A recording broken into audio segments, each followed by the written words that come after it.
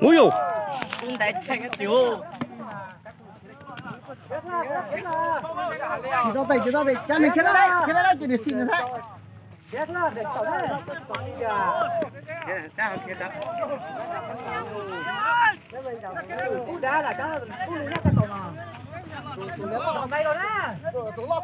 Khỏi nhà thôi.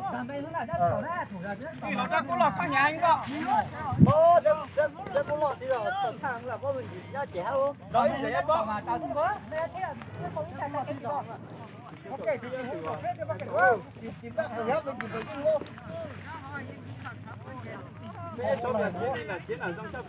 Còn đây luôn à? Tụi bay chuốt, Còn rồi anh đâu? tao nhìn cái gì để tao, cái gì để tao. Đi thật lỗ.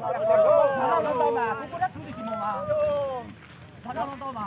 Các bạn đang cắt lỏi không? Tại sao không thế nào? Các bạn đang cắt lỏi. Nó cứ vào, nó vào. Đây, nó có kẹo nó chuốt nó không vào mà họ vô rồi. Đấy là do nó chỉ không chống lại. Ui dồi. Cô nhìn tao nhìn nhìn để tao không? Nó mới là mỏ nó mới mỏ chi đùa. Ồ. Nó mới bông gà đùa. Rồi tao kẹo trong lý tiền nó nhìn cái nhìn để tao. Bông trò đùa, bông trò đùa. Mình nhìn cái rồi.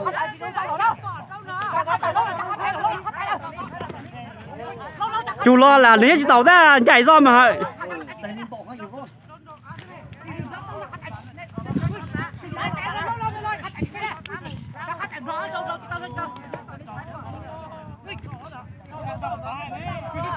Từ đây ra đây mình chỉ từ đây này.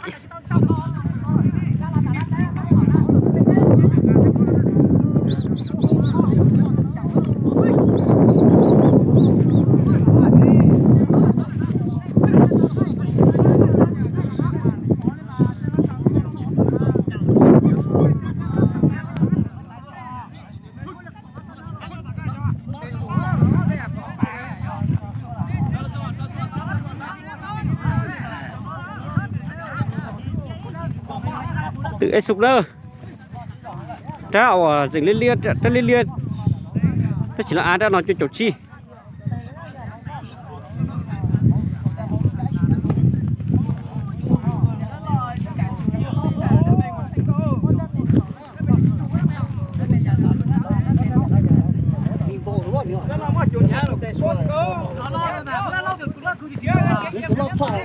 Anh ơi.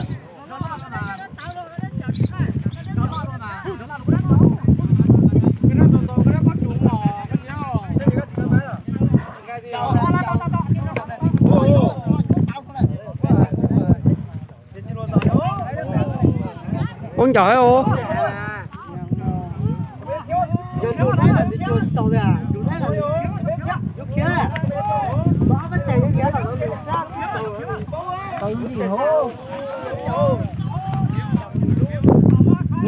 nhau tụi mày nhìn này nó trên nó đủ lo thế chó tụi mấy à tụi mày thở chánh rồi nhà hai nữa vì tụi nó món này tụi nó chỉ cần dùng mà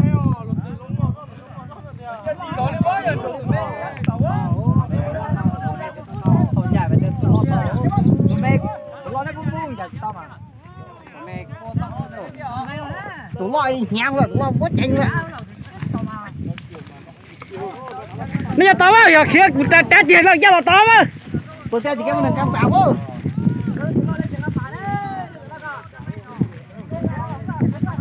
kia